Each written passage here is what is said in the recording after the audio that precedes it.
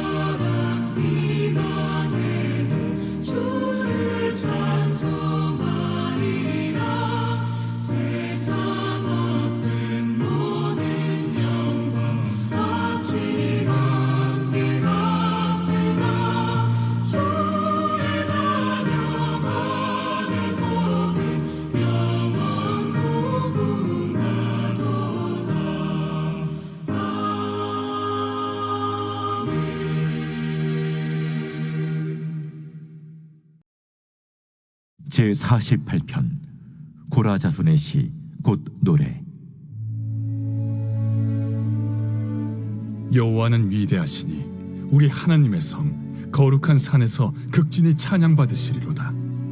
터가 높고 아름다워 온 세계가 즐거워하며 큰 왕의 성 곧 북방에 있는 시온산이 그러하도다.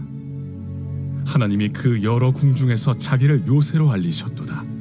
왕들이 모여서 함께 지나갔으며 그들이 보고 놀라고 두려워 빨리 지나갔도다. 거기서 떨림이 그들을 사로잡으니 고통이 해산하는 여인의 고통 같도다. 주께서 동풍으로 다시스의 배를 깨뜨리시도다. 우리가 들은 대로 만군의 여호와의 성 우리 하나님의 성에서 보았나니 하나님이 이를 영원히 견고하게 하시리로다. 하나님이여, 우리가 주의 전 가운데에서 주의 인자하심을 생각하였나이다. 하나님이여, 주의 이름과 같이 찬송도 땅끝까지 미쳤으며 주의 오른손에는 정의가 충만하였나이다. 주의 심판으로 말미암아 시온산은 기뻐하고 유다의 딸들은 즐거워할지어다. 너희는 시온을 돌면서 그곳을 둘러보고 그 망대들을 세어보라. 그의 성벽을 자세히 보고 그의 궁전을 살펴서 후대에 전하라. 이 하나님은 영원히 우리 하나님이시니 그가 우리를 죽을 때까지 인도하시리로다. 오늘은 하나님의 요새가 되어주심에 대해서 말씀을 묵상하려고 합니다. 자, 오늘 1절부터 3절까지는 요새가 되시는 하나님이 거하시는 예루살렘 성에 대해서 찬송하고 칭송하는 내용이 나와 있습니다. 1절에 보시면 여호와는 위대하시니라고 합니다. 위대하신 하나님에 대해서 얘기하고 2절은 하나님이 계신 성이 아름답다고 얘기합니다. 2절에 터가 높고 아름다워 온 세계가 즐거워한다 이렇게 말씀하죠. 여러분 왜 그 하나님이 계신 성이 아름다울까요? 그것은 하나님이 요새가 되어주시기 때문입니다. 3절에 하나님이 그 여러 궁정에서 자기를 요새로 알리셨도다. 이 요새라는 이 히브리 단어는 여러 가지로 번역이 됐는데 다른 곳에서는 피난처 또는 산성 이렇게 번역이 되었습니다. 다 비슷비슷하죠. 어쨌든 거기에 피하면 안전한 요새고 방패가 되어지는 그러한 거처를 말하는 것입니다. 여러분 누구에게 하나님은 요새가 되어주실까요? 아무나 하나님이 요새가 되어주시지 않습니다. 누구에게 하나님이 요새가 되어주십니까? 자기 백성에게, 자기를 찾는 자들에게 하나님은 요새가 되어주십니다. 여러 가지 구약에 많은 경우에 하나님이 요새가 되어주신 사건이 나오는데 그 중에서 말씀을 준비하면서 딱 떠올랐던 하나 사건이 있어요. 그거는 뭐냐면 바로 에베네셀이라고 이름 부른 그 사건입니다. 이스라엘 백성들이 범죄해서 하나님을 잘못 섬겨서 법궤를 빼앗겼습니다. 그런데 그 법궤가 다시 돌아왔을 때 사무엘 선지자는 이스라엘 백성들에게 회개를 촉구합니다. 사무엘상 7장 3절에 너희가 전심으로 여호와께 돌아오려거든 이방 신들과 아스다롯을 너희 중에서 제거하고 너희 마음을 여호와께로 향하여 그만을 섬기라. 그리하면 너희를 블레셋 사람의 손에서 건져내시리라. 이 사무엘의 명령에 이스라엘 백성들은 순종합니다. 그런 후에 미스바에서 집회를 열죠. 금식합니다. 온 백성이 금식하고 사무엘은 이스라엘 백성들을 위해서 기도하죠. 그런데 이 이스라엘 백성이 한데 모였다, 이 집회를 한다는 걸 듣고 블레셋 사람들이 아주 좋은 기회를 잡았다고 생각하고 이스라엘을 치러 전쟁을 하러 올라옵니다. 무방비 상태일 것 아닙니까? 정말 위기죠. 큰일이 났습니다. 그럴 때 이스라엘 백성들은 사무엘에게 우리를 위해서 기도해달라 이렇게 요청을 하죠. 사무엘이 하나님 앞에 번제를 드리고 기도를 합니다. 그러자 놀라운 기적이 일어나는데 블레셋 앞에서 하나님이 큰 천둥을 치시게 합니다. 그래서 그들이 혼비백산하게 하고 도망가게 하시죠. 그래서 그날 큰 승리를 얻었습니다. 그리고는 이름을 뭐라고 붙였냐면 에베네셀이다. 그 전쟁에서 이긴 승리한 그 장소 부근에다가 돌을 세우고 에베네셀, 도움의 돌이다. 그러니까 기념한 것이죠. 하나님이 우리를 이렇게 도우셨다라고 증거한 것입니다. 여러분 하나님이 정말 요새가 되시는 분임을 경험하는 방법이 뭘까요? 그것은 요새라는 말은 뭐예요? 피하라는 얘기 아닙니까? 이리로 피하라는 것입니다. 하나님을 찾으라는 것이죠. 사무엘과 이스라엘 백성들이 하나님의 요새 되심을 어떻게 경험했습니까? 하나님께 기도했죠. 하나님을 찾았습니다. 도와달라고 하나님께 부르짖었습니다. 그러자 하나님이 기적을 베푸셨죠. 시편 46편 1절 말씀에 이렇게 다윗은 고백합니다. 하나님은 우리의 피난처시요 힘이시니 환난 중에 만날 큰 도움이시라. 환난 중에 만날, 이 말은 환난 중에 찾을 이 말입니다. 하나님이 우리의 피난처가 되시는데 어떻게 합니까? 우리가 그 환난 중에 하나님을 찾아야 된다는 것입니다. 하나님을 찾을 때 하나님은 만나 주신다고 성경에서 기록하고 있습니다. 하나님을 찾지 않으면 하나님은 우리에게 경험될 수 없습니다. 우리의 영혼은 어떻게 가까스로 구원해 주실지 모르지만 우리 삶 가운데 하나님이 나의 요새가 되심을 경험하며 살아가지는 못하는 것입니다. 여러분, 그것만큼 손해가 어디 있습니까? 그것만큼 하나님 백성으로 안타까운 일이 어디 있습니까? 하나님을 찾아야 합니다. 자, 그런데 이렇게 요새가 되어주시는 하나님인데 반대로 이 대적들에게는, 하나님 백성 아닌 대적들에게는 두려움의 장소가 됩니다. 오늘 4절부터 8절이 그것을 이야기합니다. 4절을 보세요. 왕들이 모여서 함께 지나갔습니다. 왜 왔을까요? 예루살렘을 치려고, 전쟁을 하려고 왔다는 것입니다. 그런데 지나갔습니다. 그들에게 어떤 마음속에 동요가 일어날까요? 두려움입니다. 5절에 그들이 보고 놀라고 두려워. 또 6절에 거기서 떨림이 그들을 사로잡으니. 왜 두렵고 떨립니까? 거기 하나님이 계시기 때문에 그렇죠. 그리고 또 7절 말씀에 동풍으로 다시스의 배를 깨뜨리시도다. 다시스는 아주 먼 스페인 나라입니다. 이렇게 멀리 있는 그 나라 배도 하나님은 깨뜨리실 수 있는 능력이 있는 하나님이십니다. 이거를 경험하는 게 중요해요. 대적에게는 정말 두려움이 드시는 하나님이다 라고 하는 것을 경험하는 게 중요합니다. 그래서 8절 말씀해 보십시오. 우리가 들은 대로 만군의 여호와의 성, 우리 하나님의 성에서 보았나니 하나님이 이를 영원히 견고하게 하시리로다. 여기 중요한 믿음의 원리가 나오죠. 우리가 들은 대로 보았나니.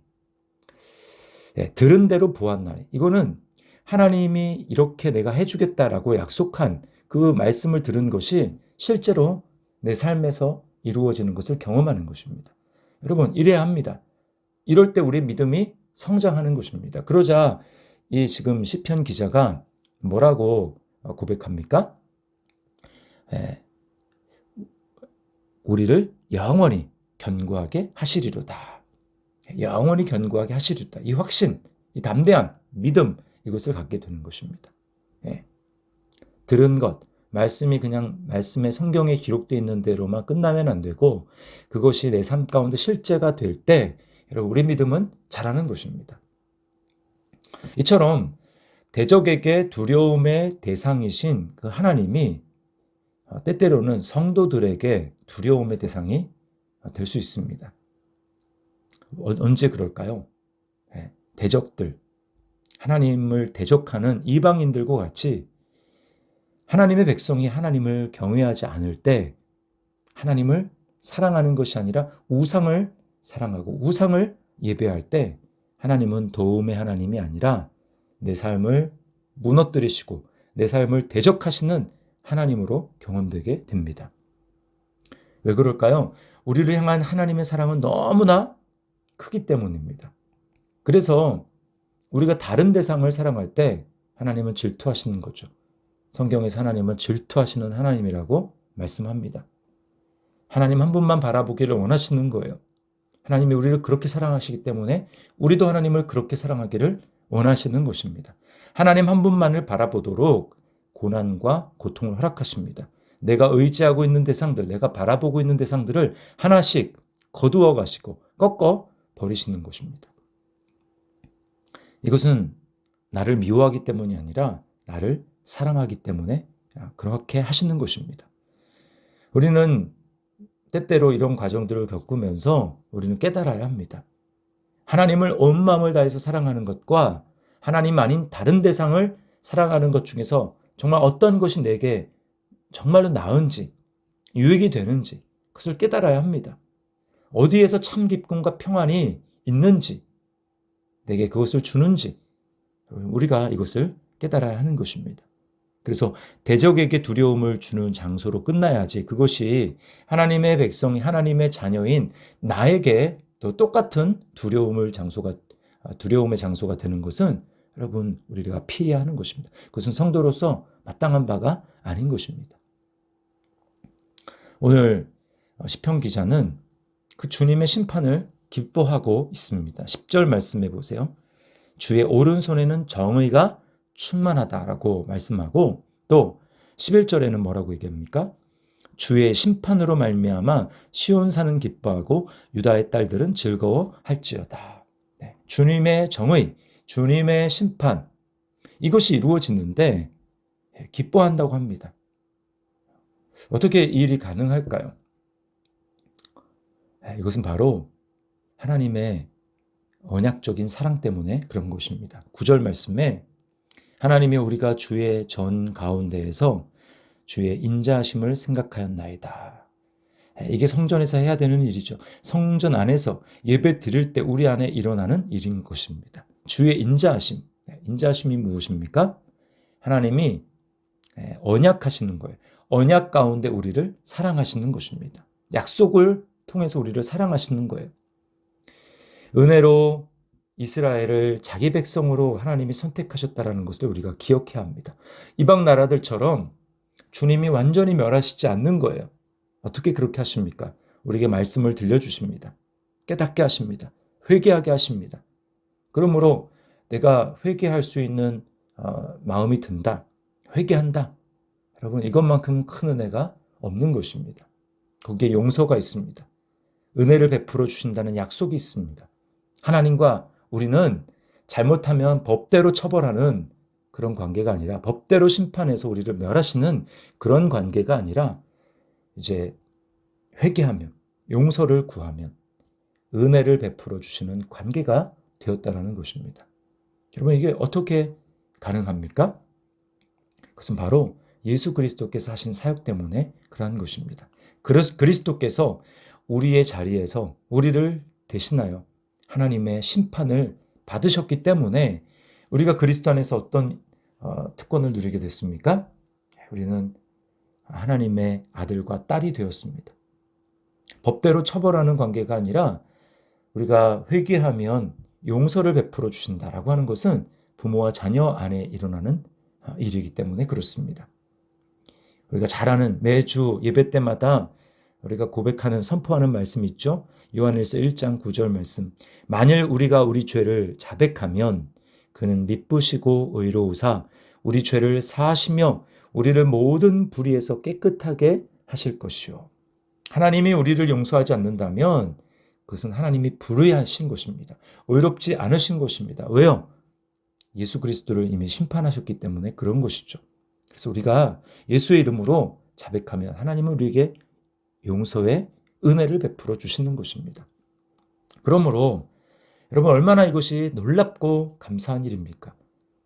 하나님 앞에 회개하기만 하면 용서를 구하기만 하면 우리의 모든 죄가 씻어진다는 것이 여러분 얼마나 감사한 일입니까? 그러니까 우리는 하나님을 사랑해야 합니다. 그리고 또 회개해야 합니다. 날마다 세상으로부터 우리를 돌이켜야 되고 또 나 중심으로만 돌아가려고 하는 그 욕심과 욕망에서 돌이켜야 합니다. 그리고 하나님께로 향해야 합니다. 이 회개의 은혜가 날마다 더 깊어져야 합니다. 회개를 멈추는 순간 우리는 하나님에게서 멀어져 간다는 것을 깨달아야 합니다. 날마다 감사하고 날마다 회개해야 합니다. 날마다 그분을 사랑해야 합니다. 이렇게 살아가게 될 때 하나님이 우리에게 확신을 주십니다. 어떤 확신이요? 인도하신다. 평생 인도하신다는 확신이에요. 14절 말씀입니다. 이 하나님은 영원히 우리 하나님이시니 그가 우리를 죽을 때까지 인도하시리로다. 아멘. 그분은 우리를 죽을 때까지 평생 떠나지 아니하시고 인도하시는 하나님이십니다. 바로 나의 하나님, 영원히 우리 하나님이 되시는 거예요. 여러분 이게 이 확신이 있습니까? 바로 그리스도 안에서 우리가 이 확신이 있는 것이죠. 신약 버전을 읽어드릴까요? 로마서 8장 38절과 39절입니다. 우리 바울의 고백과 같이 바울의 고백을 들으면서 우리 나의 고백으로 이 아침에 이 새벽에 우리가 힘있게 선포했으면 좋겠어요. 내가 확신하노니 사망이나 생명이나 천사들이나 권세자들이나 현재일이나 장래일이나 능력이나 높음이나 기품이나 다른 어떤 피조물이라도 우리를 우리 주 그리스도 예수 안에 있는 하나님의 사랑에서 끊을 수 없으리라. 내가 확신하노니 하나님의 사랑에서 끊을 수 없으리라. 어떤 것도 끊을 수 없습니다. 하나님은 우리의 요새이십니다. 거기 안에 거하면 우리는 안전합니다. 어떠한 것으로부터 안전합니다. 오늘 우리의 요새가 되어주시는 그 하나님 감사하며 이 확신 가운데 거하며 승리하는 우리의 삶이 될 수 있기를 바랍니다. 하나님 아버지 감사합니다. 하나님이 거하시는 예루살렘 성전, 그것이 아름다운 이유는 하나님이 우리의 요새가 되어주시기 때문임을 오늘 말씀을 통해서 깨닫습니다. 주님, 요새이신 하나님께 날마다 피하게 하시고 날마다 그 하나님을 찾고 갈망하고 주님께 나아갈 수 있도록 인도하여 주셔서 하나님이 나의 요새이심을 날마다 경험할 수 있도록 인도하여 주시옵소서. 다른 어떤 것도 우리가 피할 만한 요새가 될 수 없다라는 사실을 날마다 기억할 수 있도록 인도하여 주시고 다른 것을 요새 삼지 아니하도록 우리 주님 은혜 베풀어 주옵소서. 주님, 이방인들처럼 하나님이 대적하시는 그런 관계가 되지 아니하도록 주님 날마다 주님을 사랑하게 하시고 주님만을 예배하고 주님만을 찾는 우리가 될 수 있도록 인도하여 주시옵소서. 주님, 우리에게 놀라운 은혜를 그리스도 안에서 베풀어 주신 것 날마다 기억하고 하나님 앞에 감사하고 또 날마다 회개하는 삶을 살아갈 수 있도록 주님 은혜 베풀어 주시옵소서. 이 새벽에도 오늘 하루 종일 우리 삶에 그러한 은혜 베풀어 주시옵소서. 감사드리며 예수님의 이름으로 기도드리옵나이다. 아멘. 하늘에 계신 우리 아버지여, 이름이 거룩히 여김을 받으시오며 나라의 마옵시며 뜻이 하늘에서 이룬 것 같이 땅에서도 이루어지이다. 오늘날 우리가 우리에게 죄 지은 자를 사하여 준 것 같이 우리 죄를 사하여 주옵시고 우리를 시험에 들게 하지 마옵시고 다만 악에서 구하옵소서. 대개 나라와 권세와 영광이 아버지께 영원히 있사옵나이다. 아멘. 오늘도 기도 음악 들으시면서 각자의 처소에서 요새 되신 하나님을 깊이 만날 수 있기를 바랍니다.